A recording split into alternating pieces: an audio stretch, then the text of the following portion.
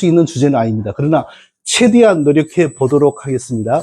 오늘 제가 설명할 주제는 그리스도의 능동적 순종이라고 하는 것입니다.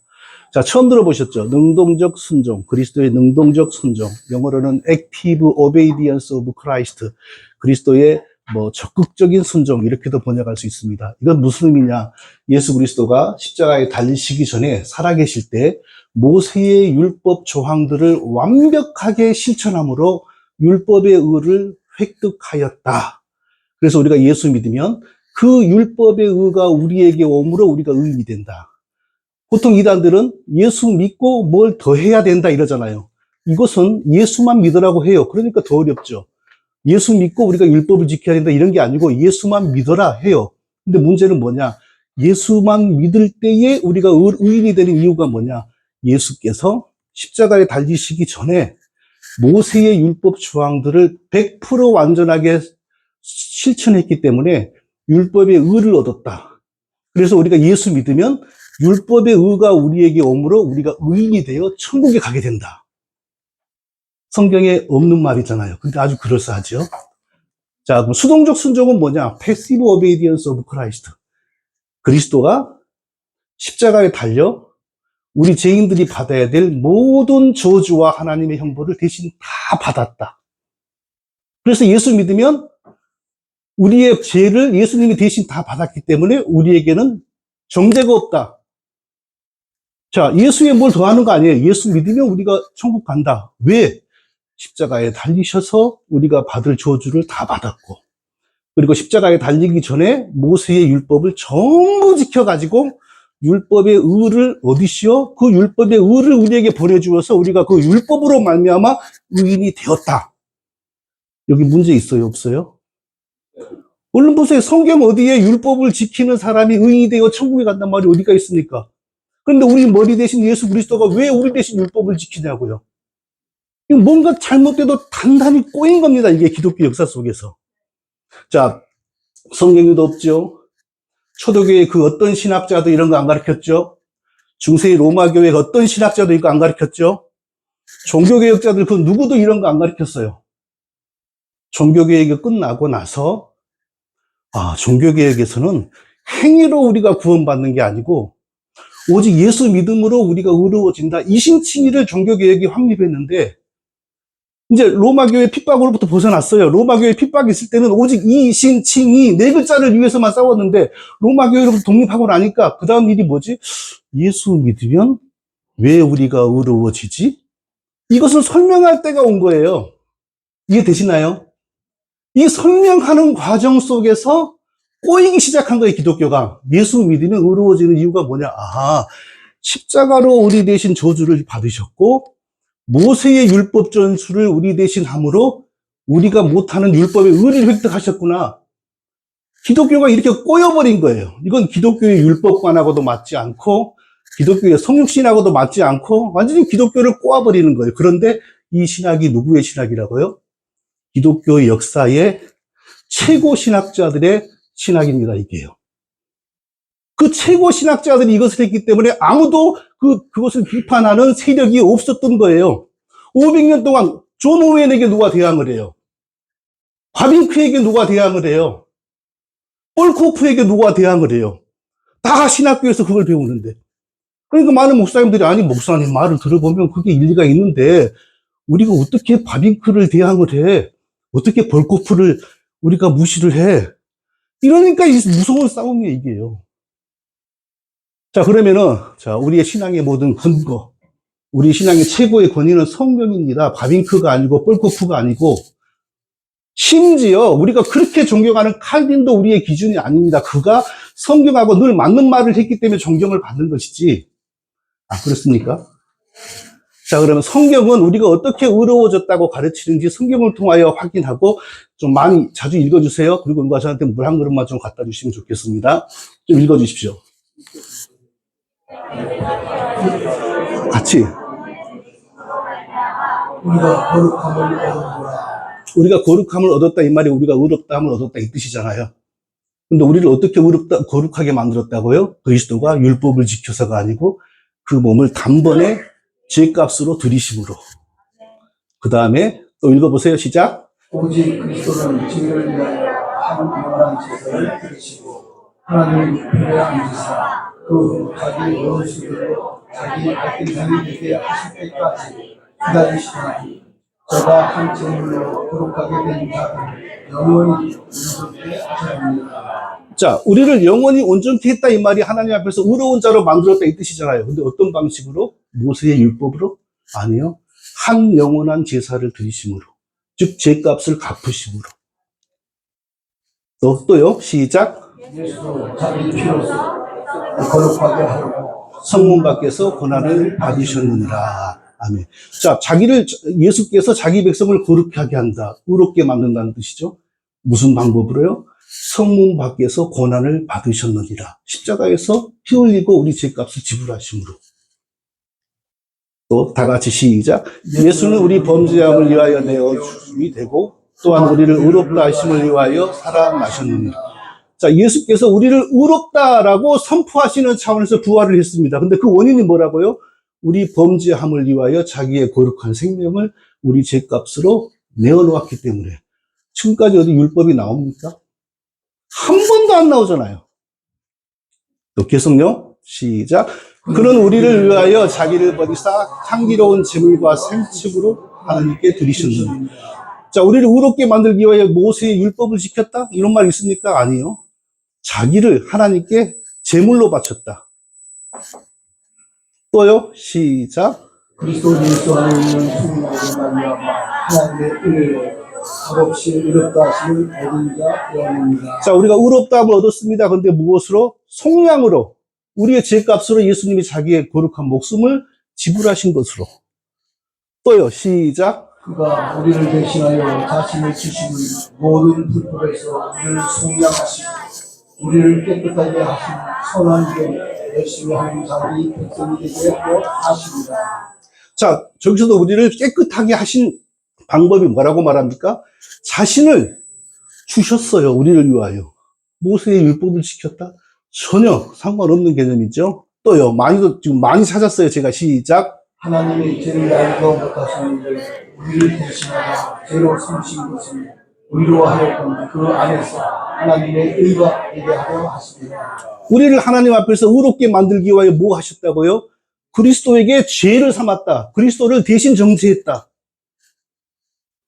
자, 이상으로 더 많이 있어요. 그렇지만 이 정도만 해도 충분합니다.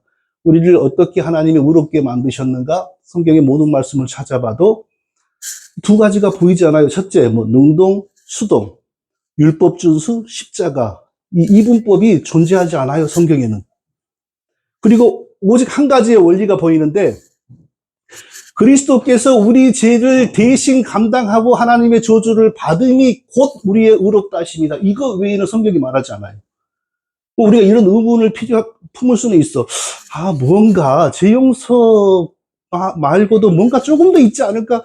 조금 더 있다면 우리가 상상할 수 있는 거 하나뿐이에요. 죄 용서 받은 우리에게 하나님이 자기의 영으로 성령을 보내심으로 성령 안에서 우리와 그리스도가 하나로 연합되었지 않습니까? 하나님이 거룩한 인격을 가지신 예수 그리스도와 우리가 연합되었습니다. 그럼 예수 그리스도 안에 있는 거룩하신 성품은 우리의 것으로 인정됩니까? 안 됩니까? 인정이 되죠. 그게 연합이잖아요. 우리가 어떻게 하나님 앞에 의로운 사람으로 인정을 받는가? 죄 용서. 그리고 죄 용서와 더불어 자동적으로 벌어지는 하나님과 우리의 연합. 이래서 우리가 의로운 하나님의 자녀들이 되는 거지. 별도로 예수님이 우리를 의롭게 만들기 위하여 태어나서 죽을 때까지 모세의 율법 조항들을 하나씩 완전하게 지켜서 얻으신 율법의 의가 우리에게 입혀짐으로 우리가 의인이다. 이런 신학의 근거가 성경에 있습니까? 없습니까? 하나도 없잖아요, 지금요. 근데 이 신학을 누가 만든다고요? 종교개혁 이후에 그 유명한 존 오웬, 조나단 에드워드, 바빙크, 볼코프, 그리고 한국의 니노라고 하는 모든 사람들이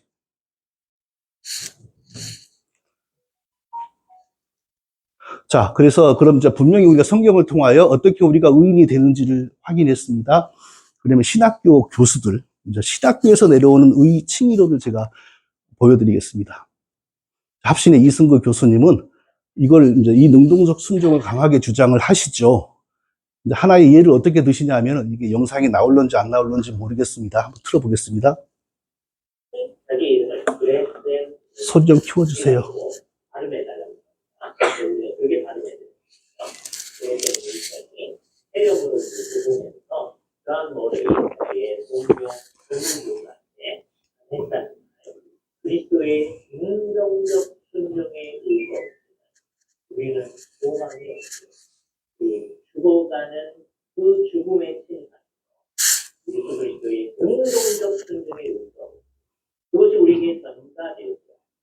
우리에게는 우리에게는 신약 작자의 말을 우리는 중요하게 들어야 합니다. 야, 신학교에 입학하는 사람은 이 메이첸이라고 하는 이름을 적어도 10번은 들어보고 신학교를 졸업할 겁니다. 그런데 이 메이첸이라고 하는 신학자의 말을 딱 하면서 메이첸은 죽을 때 뭐라고 한지 아느냐? 예수 그리스도의 십자가가 아니고서는 나에게 소망이 없다. 이렇게 말한 게 아니고 그리스도의 능동적 순종의 의가 없다면 죽는 나에게는 소망이 없다. 이러고 죽었다는 거예요. 이게 성경하고 맞는 말입니까? 그 한 사람이 이상한 말이죠. 그럼 메이첸이건 메이첸이 할아버지건 누구건 간에 그런 말은 그 한 사람의 이상한 말일 뿐이지 성경이 가르치는 말이 아닙니다. 이런 식으로 신학교 교수님들이 이런 식으로 우리를 아니 메이첸 같은 사람이 할 말이 없게 만든다니까요. 자, 합신의 김병훈 교수님은 또 뭐라고 했냐면요. 한번 읽어볼까요? 시작. 그리스도의 율법의 순종과 관련하여 다음으로 생각할 것은 그리스도의 율법의 순종은 그리스도께서 율법의 순종으로 얻으신 율법의 의와 영생의 권리를 죄인들에게 전가하여 주시는데 여기까지만요. 자, 그리스도께서 율법의 순종으로 얻으신 율법의 의가 곧 영생의 권리. 이걸 신학교 교수님들이 가르치고 있는 거예요. 그러나 우리가 성경을 어디를 뒤져봐도 율법이 율법을 지키는 사람에게 영생을 누릴 자격을 준다. 율법은 그런 목적으로 하나님이 만드셨다. 이런 내용은 성경에 한 글자도 안 나옵니다. 성경이 없는 신학을 이렇게 가르치는 거예요. 또요. 혼자 읽어보세요, 목사님. 지옥 형벌에서 벗어나는 것과 천국의 영생으로 돌아가는 것이 구별이 되고. 잠깐 거기까지만. 이게 무슨 말이냐면요. 우리가 지옥 형벌에서 벗어나게 되는 것은 예수님의 십자가이고, 그리고 우리가 천국 영생으로 들어가는 것은 예수님의 율법 준수다 이 뜻이에요. 성경에 어디 그런 말이 있어요? 오직 십자가의 은혜만 있지. 또요, 계속요. 형벌을 받는 것과 상급을 받는 것에 동일한 것이 아니며. 그러니까 우리가 지옥에 안 가게 되는 은혜와 천국에서 영생을 누리게 되는 은혜는 같은 계열이 아니다. 따로따로다. 지옥에 안 빠지는 것은 예수님의 십자가의 공로고, 천국에 들어가는 것은 예수님의 율법 준수 공로다. 전혀 다른 내용의 종교가 기독교라는 이름으로 신학교 안에 자리 잡고 있는 거예요. 근데 놀랍게도 평신도 성도들이 이런 거 들어본 적도 없어요. 들어본 적이 없으니 평신도 성도들이 이런 걸 믿겠어요? 근데 신학교에 들어앉은 사람들만 이걸 믿고 있단 말이에요. 사망의 심판에서 벗어나는 것과 천국의 영생을 누리는 것은 다른 은혜다. 이게 바로 능동적, 수동적 교리의 문제점인 것입니다. 국제신학교의 김재성 교수님 읽어보세요. 그리스도의 의로움을 믿음으로 전가받는다는 교리를 세우고자 한다면 그리스도가 모세의 율법에 대해 완벽한 순종을 하였음을 의존하지 않는다면 결코 불가능하다. 자, 저분도 우리가 구원받기 위해서는 오직 예수만 믿으면 된다는 걸 믿는 분이에요. 예수 믿는 거 외에 율법 준수를 우리가 해야 된다라고 주장하는 분이 아니에요. 예수 믿고 세례받고 예수 믿고 뭐 할례받고 이런 거 아니고 예수만 믿어야지 된다고 저분도 주장하는 거예요. 근데 그 속으로 들어가면 뭐가 있습니까? 예수 믿어서 우리가 의로워진 이유는 예수께서 모세의 율법에 대한 완전한 순종을 했기 때문이다. 또 읽어주세요. 그리스도와 연합한 성도는 의롭다고 하는 선언을 듣게 되는데 예수 그리스도의 순종이 의롭기 때문이다. 여기서 예수 그리스도의 순종이 골고다에서 이루어졌다거나 십자가에서 수용되었다는 지적이 없다. 이거 얼마나 무서운 말인지 모릅니다, 이게요. 예수 그리스도의 순종이 우리를 의롭게 만들었는데 그 순종이 골고다나 십자가에서 이루어졌다라는 성경의 말씀은 없다. 그러니까 십자가에서 이루어진 건 뭐라고요? 단지 우리를 지옥에서만 건져주는 것뿐이다. 우리를 의인으로 의인 되게 만든 건 뭐라고요? 예수께서 태어나서 죽을 때까지 지키신 모세의 율법 순종. 그러니까 저분에게 구원은 예수 그리스도의 율법 순종, 즉 율법이 예수 그리스도를 통과하여 나에게 왔기 때문에, 율법의 의가 나에게 왔기 때문에 우리가 구원받는 거예요. 그러나 성경은 하나님이 친히 우리의 의의 옷이 되어주시기 위하여 성령께서 한 무지한 사람을 마리아의 태중에 창조하시고 성자 하나님께서 자기의 인격을 그 죄 없이 창조된 사람에게 일치시킴으로 바로 하나님의 거룩한 인격을 가진 의로운 사람이 탄생한 거죠. 그분이 사람으로 오셔서 우리의 죄값으로 자기의 목숨을 내어놓으시고, 그래서 하나님과 우리 사이의 죄의 장벽이 없어지니까 성령과 믿음 안에서 우리를 자기와 연합시킴으로 하나님의 거룩하심이 나의 거룩하심인 것처럼 인정되게, 이게 기독교입니다. 할렐루야. 이게 바로 성육신의 신비입니다. 근데 저분은 지금 저 말에 의하면 성육신을 무너뜨리는 거예요. 하나님의 거룩하심이 우리의 의가 되는 게 아니라 사람이 되어서 지키신 율법이 우리를 의롭게 하는 거예요. 그러니까 저런 것은 미안한 말이지만 이단 중에서도 상이단입니다. 이걸 알아보는 사람이 근데 몇 명이나 될까요? 또 읽어주세요. 그리스도께서 살아들이지 않으셨다면 그분은 결코 율법의 지배를 받지 못했을 것이다. 만일 그리스도가 하나님으로만 남아 계셨다면 그분은 율법을 준행하심으로써 우리를 위한 공의를 쌓지 못하셨을 것이다. 똑같이 성육신을 무너뜨린 거예요. 하나님 자신이 우리의 의가 되어주시기 위하여 성육신 하시어서 자기를 우리의 죄값으로 들이셨는데 이걸 무너뜨리고 율법을 지키는 사람이 되기 위하여 성육신했다. 이렇게 나가는 겁니다. 또 계속요. 또 읽어주세요. 우리는 다만 그리스도의 수동적 순종만으로 의롭게 되는가? 나는 우리가 그리스도의 수동적 순종만으로 의롭게 되는 것이 아니라고 말하는 바이다. 칭의에는 두 가지 본질이 있다. 그것은 이른바 죄의 사명, 그리스도의 구속으로 말미암아 죄책이 사라졌고 그리스도의 능동적 순종으로 말미암아 믿는 사람이 하나님의 면전에서 완전히 의롭게 된다. 자, 이 교리를 주장하는 사람들이 성육신의 신비를 무너뜨리고 하나님 자신이 우리의 의가 되어 주었다는 기독교의 핵심을 무너뜨리는 그 이유 중에 가장 핵심이 뭐냐? 이 이분법을 버리지 못하기 때문에요.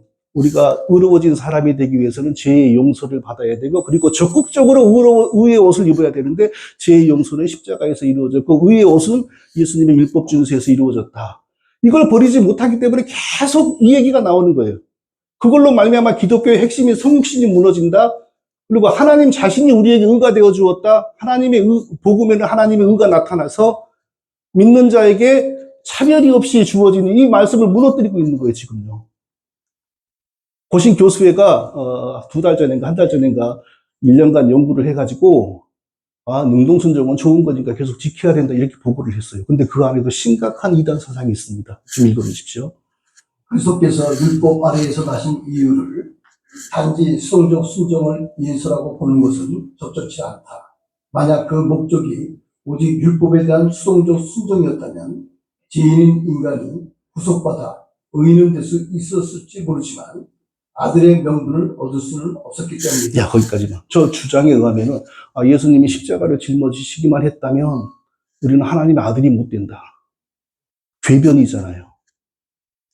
우리를 하나님이 자기 백성으로 삼기 위하여 사람이 되셨고, 사람이 되셔서 우리의 죄값을 대신 치르시고 성령과 믿음 안에서 자기에 연합시키고, 그 성령이 우리를 하나님의 자녀되게 만든 양자의 영인데, 그래도 하나님의 아들이 안 된다면 뭘 해야 되는 거예요, 도대체? 이 능동순종 교리는 이렇게 심각한 이단 사상입니다. 근데 문제는 기독교 정통 핵심에 딱 뿌리를 내리고 있으니 누가 대적을 해요, 여기에? 누가 바빙크에게 대적을 하고, 누가 뻘코프에게 대적을 하고, 누가 에드워드를 대적하고, 누가 했냐고요. 한국에서 신학자 중에서 유일하게 하신 분이, 물론 서철호 박사님은 초기에는 운동순종을 가르치셨습니다. 다 그렇게 되었으니까. 나중에 이제 양심선언을 하신 거예요. 내가 다시 연구해 보니까 사실이 아니더라. 그리고 바르게 하신 거예요. 그렇죠? 교수님. 그리고 이제 저 같은 사람이 참 특이한 경우죠. 그냥 3년간 줄기차게 외치니까 바른믿음이라는 신문을 가지고 처음에는 무시하면 되겠지 했는데 무시가 되나요? 3년간 이름 거론하고 사진을 박으면서 말을 하니. 그래서 이런 자리까지 생겨난 것입니다, 지금요. 자, 이상으로 살펴본 능동순종 교리의 최고의 문제가 뭡니까? 십자가의 효력은 단지 우리를 지옥에서만 건져낼 뿐이다. 그러면 천국에 가려면 뭐가 필요하냐? 모세의 율법을 완전하게 지킴으로 얻는 율법의 의가 필요하다. 이래서 율법주의 정도라는 겁니다, 저것이. 그러나 구약을 보나 시작을 보나 하나님이 율법의 의로 우리를 구원하신다면 구원받기 전에 아브라함이나 이런 사람들에게 율법을 지키면서 의로워지는 연습을 하라고 요구했어야죠. 그게 하나님에게 맞죠. 한 번도 하나님이 그러신 적이 없잖아요. 전혀 그런 적이 없습니다. 자, 성경은 뭐라고 말합니까? 다 같이요, 시작. 내가 너희 중에서 예수 그리스도와 그의 십자가에 못 박히신 것 외에는 아무것도 알지 아니하기로 작정하였습니다.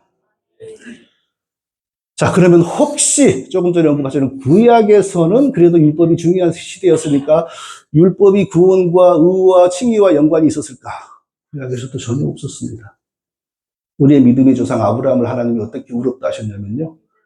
단지 믿게 하심으로 아브라함이 하나님을 믿으니 그 믿음을 보시고 의롭다 하셨습니다. 이스라엘 백성들 세례를 받고 시내 산에서 율법을 받았는데 율법을 받고 그 율법을 지켜서 의롭다 하심을 얻은 것이 아니고 문설주에 그 어린 양의 피를 바를 때 그들이 알았건 몰랐건 간에 하나님은 그 일을 시킬 때에 훗날 그들의 죄를 대신 짊어지고 친히 성육신 하시어서 십자가에 피 흘리실 사건을 딱 내다보시면서 그 십자가의 피의 효력을 미리 소급하여 앞당겨서 그들에게 적용시켜 주시고 그들이 알았건 몰랐건 간에 바로 그 속에서 그들을 의롭다 하시고 홍해를 건너게 하시고 신약성경은 홍해를 건넌 걸 세례다. 만나를 먹게 하시고 신약성경은 만나를 먹은 것은 성찬을 먹은 거다. 세례받고 만나 먹고 난 다음에 시내산에서 율법을 받잖아요. 그러니까 율법은 우리를 의롭게 하기 위하여 온 것이 아니고 믿음과 은혜로 의로워진 사람을 하나님 백성답게 살게 만드는 기준으로 온 겁니다. 자, 그러면 이 능동순종 주장하시는 분들에게도 나름대로 또 비장의 카드가 있습니다. 성경에 있다 주장을 해요. 세 개가 바로 로마서 5장 19절, 로마서 10장 4절, 갈라디아서 4장 4, 5절입니다. 하나씩 살펴보겠습니다. 과연 그러한지. 다 같이요, 시작. 한 사람이 순종치 아니하며 많은 사람이 죄인된 것 같이 한 사람이 순종하심으로 많은 사람이 의인이 되리라. 자, 저기서 한 사람이 순종하심으로 많은 사람이 의인이 되리라. 이 부분을 능동순종으로 해석을 합니다. 자, 그런데 바로 그 앞부분 18절을 보면요. 시작. 그런즉 한 범죄로 많은 사람들이 정죄에 이른 것 같이 한 의로운 행위로 말미암아 많은 사람들이 의롭다 하심을 받아 생명에 이르렀느니라. 저기서 한 범죄는 아담의 원죄죠. 그리고 아담의 원죄와 우리의 모든 죄를 대신 짊어지고 그리스도께서 십자가에 달리신 것을 한 의로운 행위라고 그러죠. 만일에 예수님이 일평생 지키신 모세의 율법 조항들이라면 한 의로운 행위가 아니잖아요. 수없이 많은 의로운 행위들이라고 해야 되잖아요. 5장 19절은 로마서 5장 19절은 절대 능동순종의 근거가 아닙니다. 자, 그런다고 해서 이분들은 능동순종을 반대하면 우리는 예수님이 순종했다는 것도 부정하나 이렇게 생각을 해요. 절대 그렇지 않습니다. 능동순종을 반대하는 서천원 박사님이나 칼빈 다 예수님이 순종하시면 우리를 구원했다고 가르칩니다. 좀 읽어주세요. 그는 죽기까지 순종함으로 아담의 불순종을 속삭이고 많은 사람들을 의롭게 만들었다. 그의 순종으로 말미암아 사람들이 사망에서 돌이켜 생명 곧 영생에 이르렀다. 하나님의 뜻을 순종함이 의이기 때문입니다. 자, 우리가 이걸 분명히 알아야 됩니다. 우리는 결코 예수님이 하나님께서 불순종했다라고 믿는 사람들이 아닙니다. 순종하셨습니다. 예수님의 순종하심이 우리의 구원입니다. 그럼 예수님의 순종의 의미는 뭔가? 죄로 말미암아 반역죄로 말미암아 저주받고 죽은 자기 백성들을 다시 살리고 회복하라고 하는 아버지의 뜻에 예수님이 모든 것을 순종하신 것입니다. 그 중심에 십자가가 있는 겁니다. 예수님이 순종으로 우리를 구원한 거 맞습니다. 근데 그들은 단지 이런 순종이라는 단어만 나오면 기계적으로 자동적으로 율법 순종으로 연관을 시키는 겁니다. 서철은 칼빈도 마찬가지입니다. 제가 읽어볼게요. 읽어보세요. 그리스도는 순종을 통해서 우리를 구원하셨고 그는 이를 위해 평생 동안 순종을 하셨다. 소제목. 그런데 어찌 사람은 묻기를 그리스도는 어떻게 죄를 없애버리며 우리의 하나님 사이의 간격을 없애며 의를 얻어서 하나님이 우리에게 대하여 은혜와 친절을 부으시게 마셨느냐고 한다. 이에 대해 우리는 일반적으로 대답할 수 있는데 곧 그의 순종 생활 전체에 의하여 우리를 위해 이 일을 성취하셨다는 것이다. 자, 사람들이 칼빈에게 그리스도가 어떻게 우리를 의로운 백성으로 만들었냐라고 질문한다면 칼빈은 뭐라고 대답한다고요?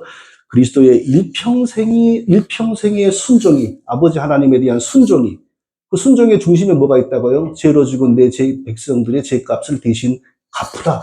그게 핵심이죠. 바로 아버지에 대한 일평생의 순종으로 그리스도께서 우리를 구원하셨다. 할렐루야. 우리는 결코 예수님의 순종을 부정하는 사람들이 아닙니다. 순종을 예수님의 모세의 율법 순종 이렇게 연관시키는 것이 비성경적이라는 것입니다. 자, 또 로마서 10장 4절이 능동순종의 근거라고 합니다. 그리스도는 모든 믿는 자에게 의를 이루기 위하여 율법의 마침이 되시니라. 여기 율법의 마침을 그들은 어떻게 해석하냐면요, 예수님이 모세의 율법 조항들을 전부 하나씩 다 지켰다, 이렇게 해석을 해요. 자, 그런데 자, 여기서 마침이라는 말이 헬라어 텔로스라는 단어를 보면요, 이거 뭐 원어를 얘기하지 않아도 뻔한 건데 굳이 얘기를 한다면 이 단어의 뉘앙스가 하나씩 다 지켰다라는 뉘앙스보다 이 일 전체를 완성했다, 이럴 때 쓰여지는 단어고요. 그리고 동시에 이 단어는 하나님께, 신에게 드려지는 희생 제물이라는 뜻도 있어요. 그러니까 이 단어만 보더라도 그리스도가 어떻게 율법을 완성했냐, 우리 죄값으로 자기 몸을 하나님께 드리시는 십자가 제사로 우리 죄를 사하는 모든 일을 마쳤다, 이 뜻으로 한 말이지, 모세의 율법 조항들을 하나씩 둘씩 셋씩 전부 찾아다니면서 지켜가지고 율법을 마쳤다, 이런 뜻이 아닙니다. 자, 갈라디아서 또 읽어보십시오. 때가 참에 하나님이 그 아들을 보내사 여자에게서 나게 하시고 율법 아래에 나게 하신 것은 율법 아래에 있는 자들을 속량하시고 우리로 아들의 명분을 얻게 하려 하시니라. 자, 예수님이 때가 되어서 율법 아래에 나게 하셨다. 저것이 바로 능동순종의 근거다. 예수님이 율법 아래에 태어나서 율법 조항 하나를 다 지킨 거다, 이렇게 해석을 하죠. 그런데 똑같은 갈라디아서의 바울의 다른 문장을 보면요, 우리 다 같이 시작. 그리스도께서 우리를 위하여 저주를 받은 바 되사 율법의 저주에서 우리를 속량하셨으니 기록된 바 나무에 달린 자마다 저주 아래에 있는 자라 하셨습니다. 그러니까 사도 바울은 그리스도가 율법의 마침이 되었다라는 말을 할 때 무슨 생각을 가지고 저런 말을 사용하냐면은, 율법에 저촉되는 그 흠이 조금도 없는 완전한 사람으로 성육시하신 하나님께서 율법이 요구하는 그 기준을 전혀 충족시키지 못하는 우리 죄인들이 받아야 될 저주를 대신 받고 죽으심으로 우리 죄인들에게는 더 이상 율법의 저주가 없게 만들었다, 이 뜻으로 한 말이에요. 율법의 마침이 한 조항 하나 둘씩을 다 지켰다는 뜻이 아니고요. 자, 그들이 능동순종을 주장하는 분들이 가장 그래도 주장하는 성경을 살펴봐도 근거가 없다라는 거 분명하죠. 그러므로 이건 성경이 말하는 것도 아닌 이 능동순종 교리는 신학자들이, 특히 언제요? 종교개혁 다음에 활동한 신학자들이 만들어낸 교리인데, 신학자들이 만들어낸 신학은 대부분의 경우는 성경하고 맞지요. 대부분의 경우는. 그러나 신학자들이 만든 교리라고 해서 항상 성경하고 맞는 것은 아닙니다. 바로 이 경우가 신학자들, 저명한 신학자들이 만들어낸 신학임에도 불구하고 성경과 맞지 않은 대표적인 사례입니다. 이 사례가. 아까 제가 말씀드린 것처럼 성경에도 없죠. 초대교회도 없죠. 중세 로마교회도 없죠. 종교교육자들에게도 없습니다. 그러면 도대체 이거 어떻게 생겼습니까? 자, 그 전까지 한 번도 누구도 이런 토론이나 이런 걸 주장하지 않았다는 증거는 능동순종에 대해서 웨스트민스터 신앙고백서에 쓸까 말까를 논의했던 그 신학자들이 토론할 때 있었던 일만 봐도 알 수가 있습니다. 능동순종의 근거가 되는 행위언약 사상은 웨스트민스터 신앙고백에 선명하게 박혔습니다. 행위언약 사상이 들어가면, 그러니까 아담이 율법을 지키면 하나님이 그를 자식으로 삼고 그에게 영생을 준다. 이 행위언약 사상이 들어가면 반드시 능동순종이 따라가야 됩니다. 아담이 지키지 못한 율법을 예수님이 대신 완전하게 지켰다. 이게 따라가야 돼요. 근데 그게 따라가려고 하니까 거기 모인 많은 신학자들이 행위언약 때는 수월하게 이게 통과가 됐는데 능동순종이 대두되니까 그건 아닌 것 같은데 하고 격론이 벌어졌습니다. 그때 한 사람이 제임스 1세가, 그러니까 제임스 1세는 1603년부터 1625년까지 영국을 다스리는 왕이었는데 청교도를 되게 박해하고 국교회를 보호했던 왕입니다. 그럼에도 불구하고 제가 아까 말씀드렸죠. 이 능동순종 교리는 1600년대부터 스멀스멀 생겨나기 시작했습니다. 그러니까 1603년부터 왕을 한 시대에 이제 스멀스멀 나오기 시작하는 거죠. 그때 두 사람이 이걸 논쟁을 하니까 이 왕이 자기 나라에서 신학적인 논쟁이 벌어지면 좀 나라가 혼란스럽잖아요. 국교회 하나로 이렇게 나라를 통치하는데. 그러니까 뭐라고 학자들을 연구시켜 가지고 중지를 시키고 무슨 문서를 발표했냐면요. 제가 한번 좀 읽어보시겠습니까? 화면 잘 보이세요? 제임스 1세 당시 포리나이우스와 하레누스와 그리스도의 능동적 순종에 대하여 논평하였다. 그들의 논쟁이 점점 확산되어 더 많은 신학자들이 가담함으로 제임스 1세의 국교의 우선 정책에도 영향을 미치게 되었다.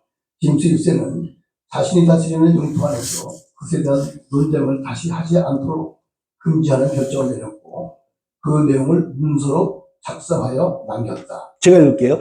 제임스 1세는 그리스도의 능동적 순종 개념에 대한 논쟁을 금지했는데 그 이유는 고대 교회의 어떤 교부나 공의회가 그런 이론을 다룬 적이 없었고, 그러니까 초대교회의 뭐 그 유명한 신학자들 중에 누구도 이런 걸 말한 적이 없고, 또 공의회, 무슨 의회, 콘스탄틴 종교회의 뭐 이런 거, 그런 데서도 전혀 이것은 가르친 적이 없는 것이다.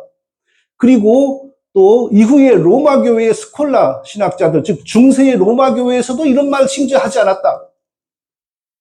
근데 갑자기 지금 1600년도에 들어서 이런 말이 나오는데 이것은 논쟁할 가치가 없는 거니까 앞으로 능동순종, 추동순종 절대 얘기하지 마라라고 결정을 하고 딱 못을 받고 문서로 남겨놓은 거예요. 그러니까 지금 많은 그 웨스트민스터 신앙고백 외신서 하는 사람들이 외신서에도 능동순종 사상이 있다라고 주장을 하는데 외신서에 능동순종 사상 없습니다. 그냥 예수님 순종했다고 나옵니다. 그러나 행위언약 사상은 분명히 있습니다. 사실 행위언약이 들어가 있으면 행위언약을 율법 순종으로 완성하는 예수님의 능동순종도 따라 들어가야 되는데 그것까지 들어가려니까 그래도 그때 그 학자들이 이것까지는 심하다 하고 중단을 시킨 겁니다. 중단을 시킬 때 바로 저게 작용을 한 거예요. 제임스 1세, 비록 이것을 웨스트민스터 외신서를 쓸 때는 1647년이지만 제임스 1세는 1625년에 죽었거든요. 그러니까 그때 벌써 이것 더 이상 논쟁하지 말라고 왕까지 결정했다, 왕도. 이런 일이 있었다니까요. 자, 능동적 순종은 칼빈은 1564년에 사망했습니다. 64년에 사망한 칼빈이 죽고 난 이후에 스멀 기어나온 신학입니다, 이것은요. 이걸 다르게 말하면 종교개혁의 중요한 것은 끝나고 이 종교개혁에서 이루어진 가장 중요한 것 이신칭의 로마교회 행위구원을 물리친 종교개혁의 이신칭의가 이제 섰잖아요. 서긴 섰는데 이신칭의가 이루어진 원리에 대해서는 아직 토론을 한 적이 없습니다. 자세하게. 그저 오직 믿음으로 구원 얻지. 로마 교회가 주장하는 것처럼 예수 믿고 바르게 살아야지 구원을 얻는 게 아니다. 이거 못 박는데 이 엄청나게 피를 흘린 겁니다. 바로, 칼빈이 죽고 난 이후에 이제 종교개혁의 가장 중요한 이신칭의 교리와 다른 중요한 것들을 이제 유럽의 교회와 목회자들과 교인들에게 쉽게 자세하게 가르치는 일을 이제 시작을 하잖아요. 그 시대를 개신교 정통주의 시대라고 합니다. 개신교 정통주의 시대. 그리고 항상 어느 시대나 그 시대의 주류가 되는 연구 방법론이 있습니다. 자유주의 신학이 일어날 때 연구 방법론은 과학과 이성이잖아요. 종교개혁자들이 로마교회로부터 종교개혁을 이룰 때 연구 방법론은 오직 믿음, 오직 성령이잖아요. 중세 로마교회 신학자들의 연구 방법론은 아리스토텔레스의 철학 스콜라주의잖아요. 근데 칼빈과 루터는 종교개혁을 이룰 때 오직 믿음, 오직 성경으로 신학을 해야 한다라고 해서 이 종교개혁 신학을 세웠는데, 칼빈과 루터가 죽을 무렵부터 유럽의 옥스퍼드나 유명한 독일, 영국에 있는 대학에서 무슨 유행이 불기 시작했냐면 아리스토텔레스의 철학의 바람이 급속하게 불기를 시작합니다. 그러니까 신대륙에서 초기에는 목회자들과 신학자들이 하버드, 예일, 프린스턴에서 나왔지만 당시 영국에서는 옥스퍼드니 그런 데서 나왔잖아요. 유명한 청교도 지도자들이 다 거기 졸업해가지고 신학자로서 활동을 하고 목회자로서 활동을 했습니다. 그들은 벌써 신학을 할 때 아리스토텔레스의 스콜라주의, 철학이라고 하는 방법론으로 신학하는 게 훈련이 돼 있어요. 그게 간단히 몇 단어로 요약하면 논리, 유추, 귀결, 연역 이런 거예요. 어렵죠? 저도 사실 어려워요. 네. 쉽게 말하면 이건 이렇다, 이건 이렇다, 그래서 이건 이렇다. 이런 거. 그러니까 이성, 믿음으로 신학하면 굳이 그걸 설명을 하려고 안 하고 믿음으로 받아들이잖아요. 근데 아리스토텔레스의 그 스콜라주의로 신학을 하면 왜 그런지 이성적으로 설명이 돼야 돼요. 자, 그때에 나오는 반작용, 경건주의. 맨날 목회자들과 신학자들이 모여가지고 이상한 거 이렇게 이건 있고 저렇고 하니까 신자들이 나가 떨어진 거예요. 하나도 은혜가 안 되고 신학이라고 하는 건 백해무익하고 그래가지고 나가 떨어져서 자기들끼리 한 게 바로 경건주의입니다. 경건하게 사는 게 최고지. 경건주의도 신비주의로 빠지지 않습니까? 체험으로 빠지고.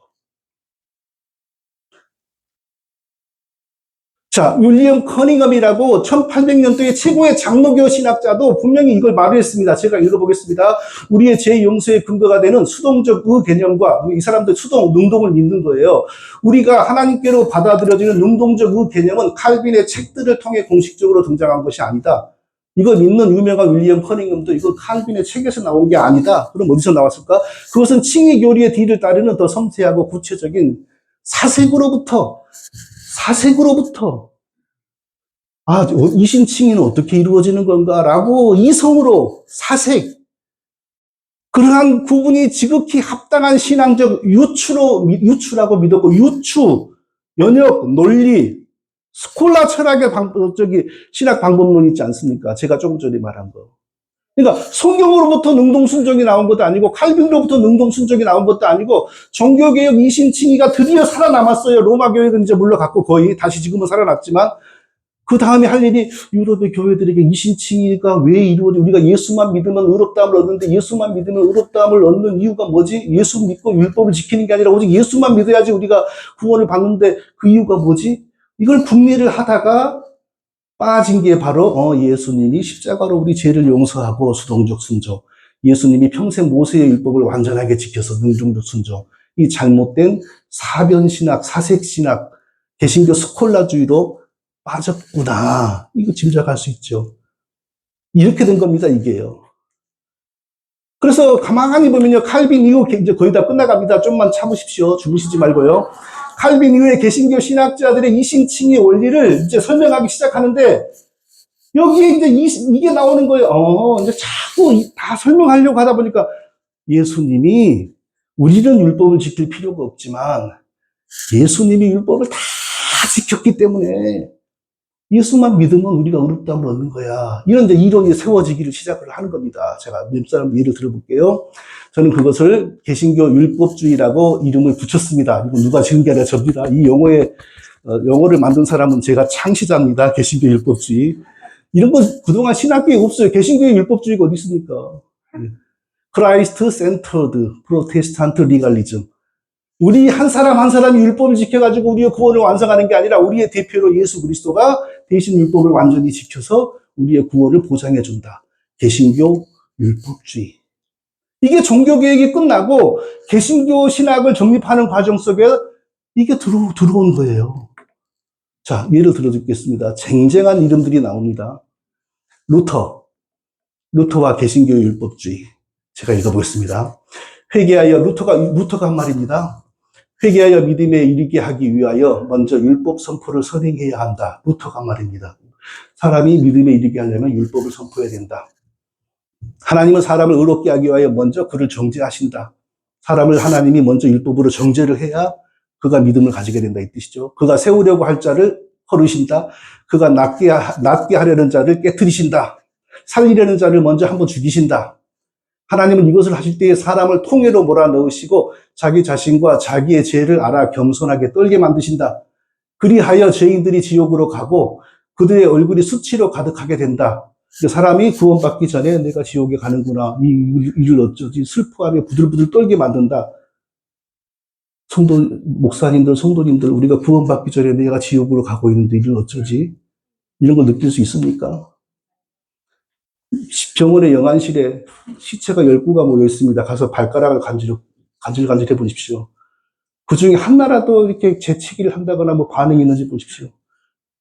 그 중에 누가 내가 살아나야 될 텐데 이대로 가면 화장장으로 끌려가는데 누가 그렇습니까?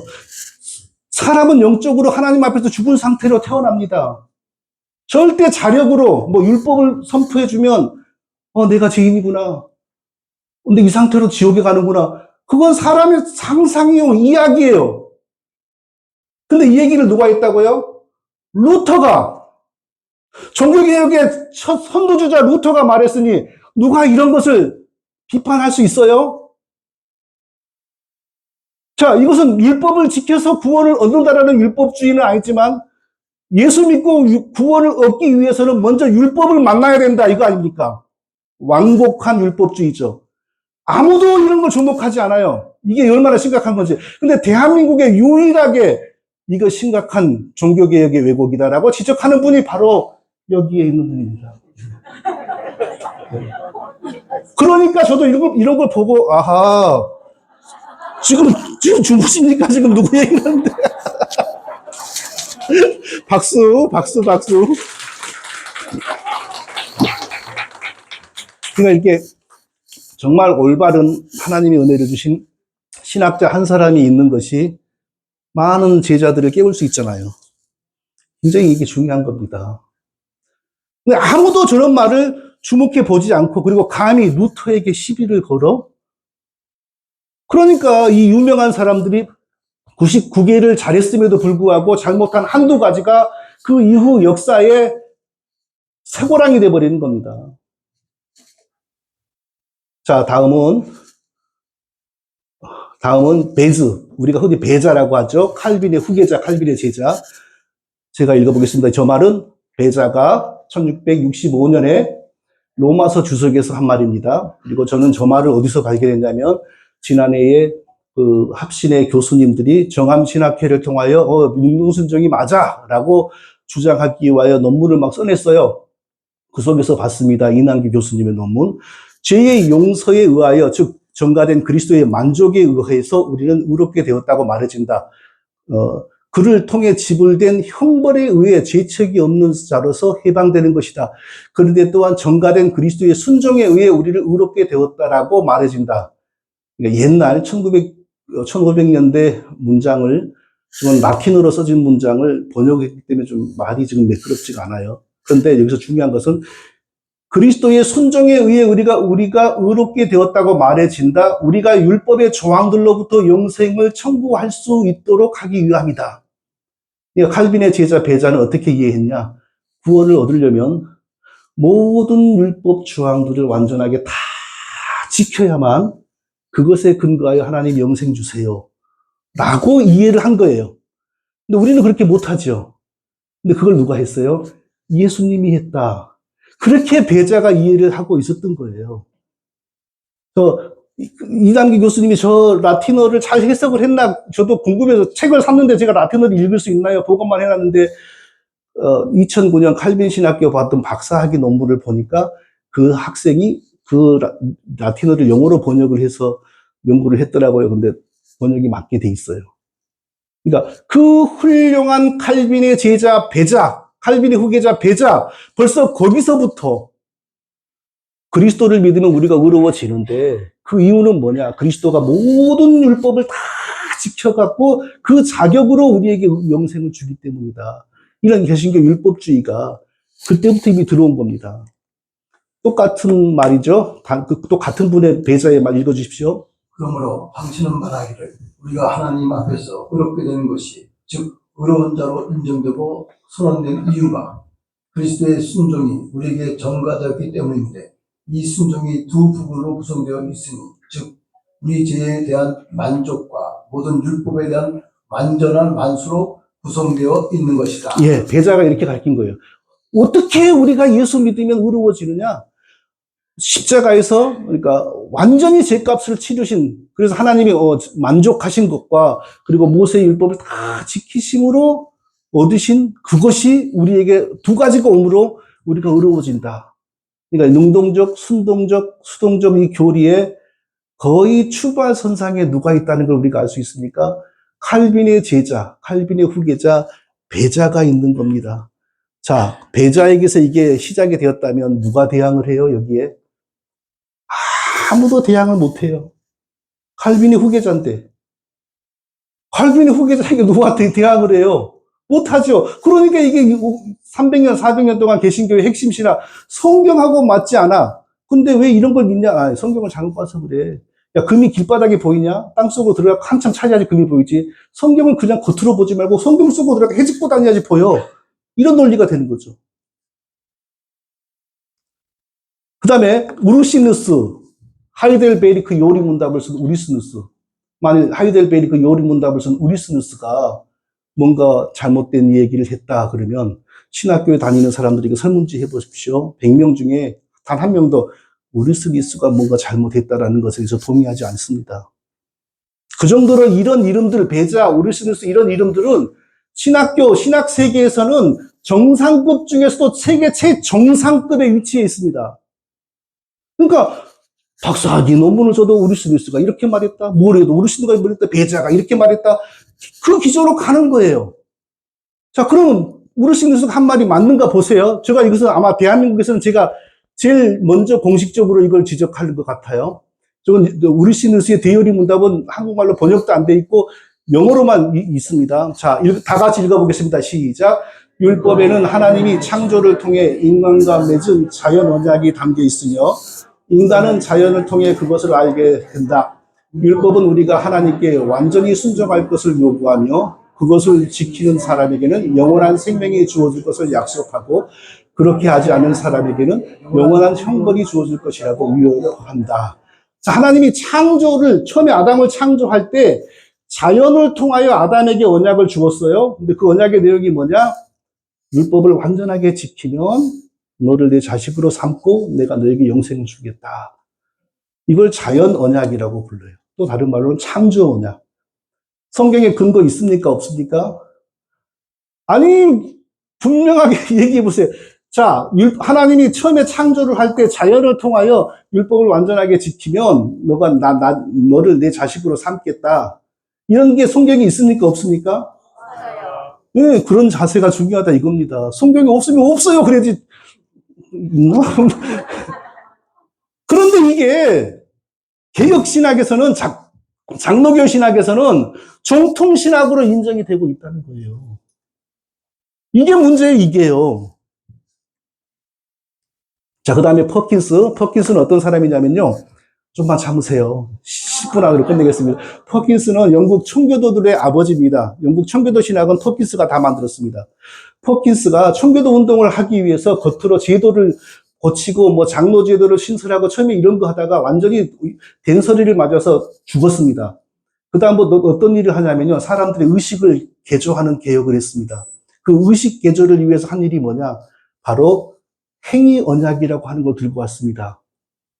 사람이 하나님의 자식이 되고 영생을 얻으려면 열심히 노력을 해야 돼. 그렇게 해서 사람들의 의식을 일깨웠어요. 그 목적은 뭐였냐?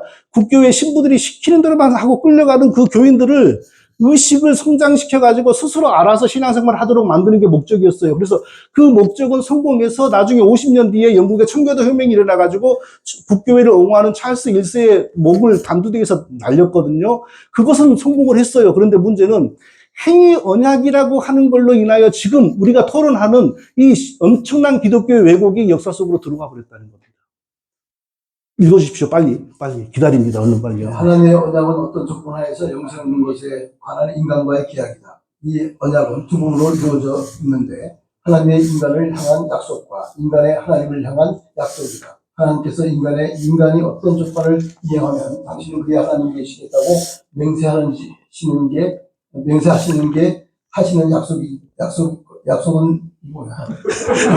자, 제가 인간이 하나님에게 하는 약속은 그가 하나님께 충성을 서약하고 그들 사이의 조건을 얘기할 때 이겁니다. 쉽게 말하면 이거예요.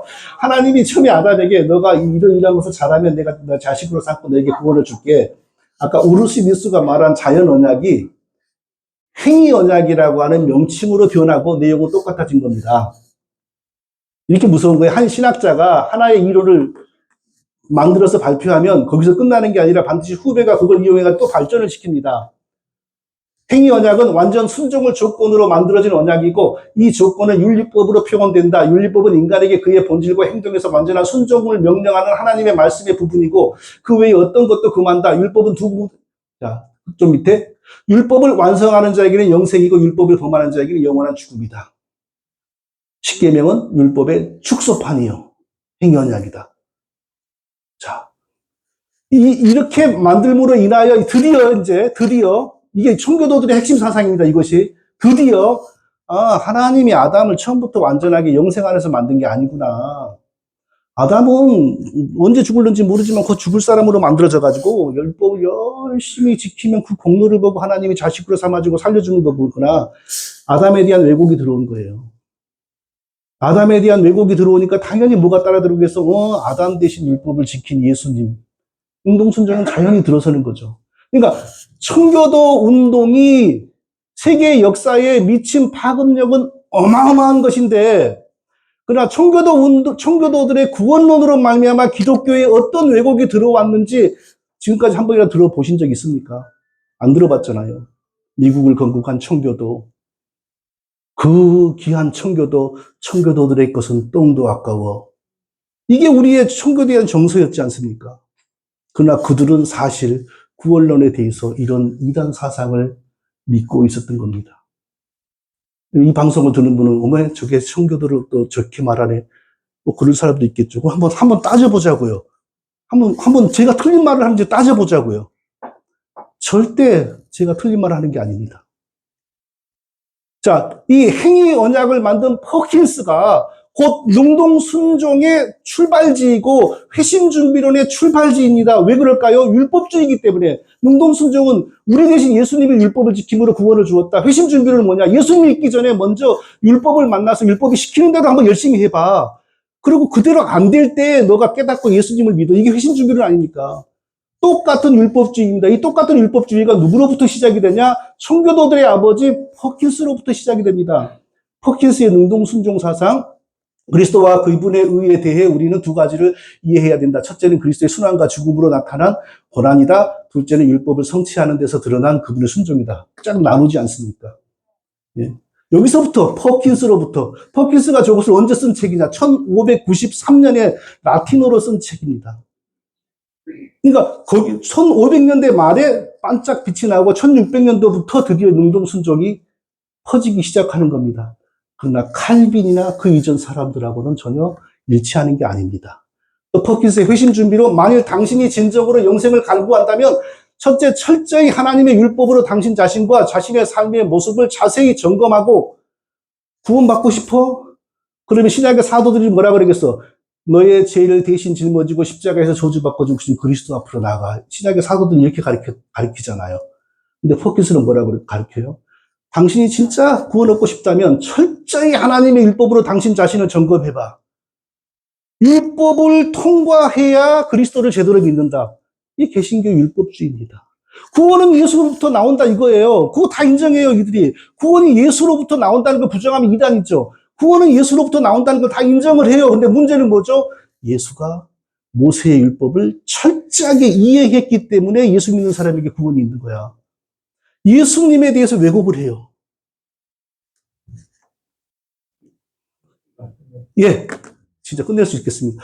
자, 이 역사를 보면요. 윌리엄 퍼킨스의 저 사상을 이어받은 사람들이 저렇게 쟁쟁한 사람들입니다.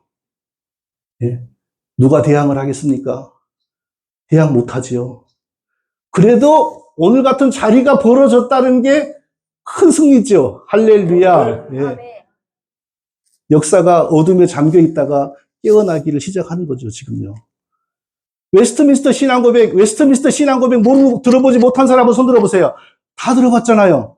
웨스트민스터 신앙고백 속에 바로 이런 율법주의가 들어있습니다. 그러면 기분 좋아요, 안 좋아요? 굉장히 기분 나쁘죠. 근데 웨스트민스터 신앙고백 속에 이런 율법주의가 있어요. 원래 행위언약 웨스트민스터 신앙고백 7장이 행위언약 사람과 맺으신 첫 언약은 행위언약인데 그 안에서 완전한 개인적 순종을 조건으로 아담과 그 안에서 후손들에게 생명이 약속되었다. 아담은 완전한 영생으로 창조된 게 아니고 임시적인 상태로 창조가 되어가지고 율법을 완전하게 지키면 그 공로를 보시고 하나님이 영생을 주고 자식으로 삼는다. 이게 웨스트민스터 신앙고백에 들어있습니다. 그러나 신구약 성경 66권에 나타난 하나님의 성품을 보세요. 저게 손톱만큼이라도 맞는 내용입니다. 구약 성경에도 보세요. 율법, 사람을 구원하는데 율법을 먼저 지켜봐라라고 요구하신 적이 없어요. 그런 게 왜 들어와 있냐고요. 왜 들어와 있어요. 그 시절에 이미 퍼져 있는 신학 사상에 물들어 있는 학자들이 모여가지고 궁리하니까 그 시절에 유행하는 게 저기 들어가 있는 거죠. 이렇게 말하면 막 화를 내요. 웨스트민스터 신앙고백은 하늘에서 천사들을 통하여 하나님이 써갖고 내려준 건데 뭐 사람이 썼다고? 이런 자세를 보인다니까요. 그래. 얼마나 우매한 자십니까, 그게. 네? 웨스트민스터 그 얘기고요. 바빙크.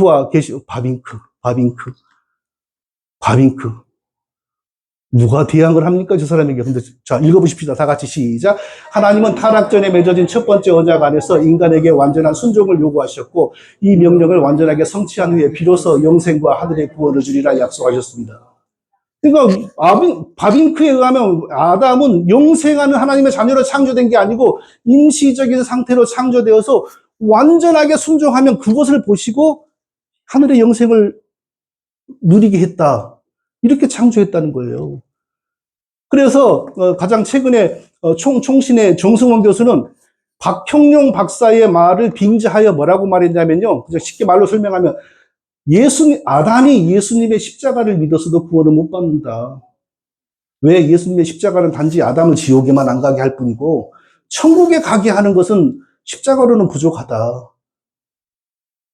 예수님이 율법을 다 지킨 것까지 아담에게 가야지 아담이 영생을 한다. 이런 걸 주장을 했어요. 누구를 빙자해서? 박형룡 박사님의 이름을 빙자해서 박형룡 박사님이 먼저 그렇게 가르쳤다 이거예요. 그러면 우리 합동에서 박형룡 박사님이 저렇게 말했는데 틀렸어! 이렇게 말을 할 사람이 누가 있냐고요. 누가 있어요. 이게 현실입니다. 이게 현실이에요. 지금 30분까지 끝내야 되죠. 1분 만에 끝내겠습니다. 자, 이제 능동순종을 주장하는 사람들은 마지막 보루가 뭐냐? 칼빈의 책을 다 읽어보면 다 있어. 칼빈도 한 말이야. 그런데 절대 칼빈에게 없습니다. 쉽게 말해보면요. 하나만 얘기해봐죠. 하나만 얘기. 생명나무를, 능동순종을 주장하는 사람들은 어떻게 생명나무를 해석하냐?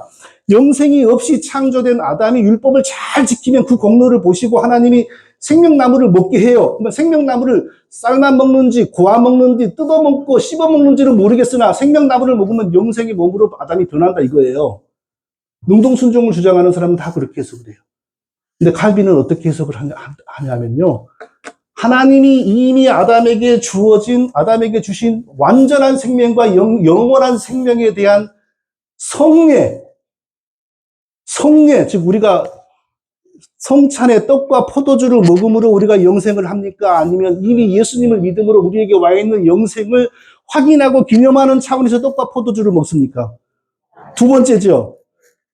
에덴 동산의 생명나무도 아담에게는 그런 거였다는 거예요. 칼빈은 그렇게 해서 그랬어요. 그러니까 생명나무를 고아 먹고 쌀만 먹어가지고 영생으로 가는 게 아니라 하나님 이미 언약 안에서 아담이 하나님께 충성하고 섬기며 끝까지 자라면 영원히 그 복이 보장된다라는 것을 생명나무로 언약한 거예요. 그러니까 먹는 게 아니고 칼빈은 그렇게 해석하고 능동순종주의자들은 아담의 율법을 잘 지키면 하나님이 아담에게 생명나무를 주면 아담이 생명나무 뿌리는 삶아 먹고 이파리는 씹어 먹고 그래가지고 그 몸이 하늘의 영생의 몸으로 변한다. 이게 같은 신학입니까? 전혀 다른 신학이에요. 시간이 됐으니까 이제 저는 마칠게요. 더 있어요. 많은데 하여튼 졸지 않고 이렇게 잘 참아주셔서 감사하고요. 성경의 능동신종은 성경에도 없는 것이고 초대교회 신학자들에게도 없는 것이고 로마교회 신학자들에게도 없는 것이고 중세에도 없는 것이고 종교개혁자들에게도 없는 것이고 칼빈에게도 없는 겁니다. 종교개혁 이후에 종교개혁의 최고의 산물인 이신칭의를 더 잘 설명해 보려고 궁리하다가 신학자들이 실수한 겁니다. 그 실수를 분별하거나 비판할 만한 대안 세력은 없었어요. 개신교 안에. 그래서 지금까지 이렇게 온 겁니다. 자, 마지막으로 그럼 우리가 어떻게 의로움을 얻느냐? 절대 율법이 예수님을 통하여 우리를 의인으로 만든 게 아니고 하나님이 우리의 의의 옷이 되어주기 위하여 거룩한 사람으로 성육신하셔서 자기의 생명을 우리의 죄값으로 내어놓고 성령과 믿음 안에서 우리를 자기에게로 연합시키니 우리가 하나님의 거룩하심에 동참되는 겁니다. 그래서 우리가 의인이 되는 겁니다. 할렐루야! 박수 한번 쳐주시기 바랍니다.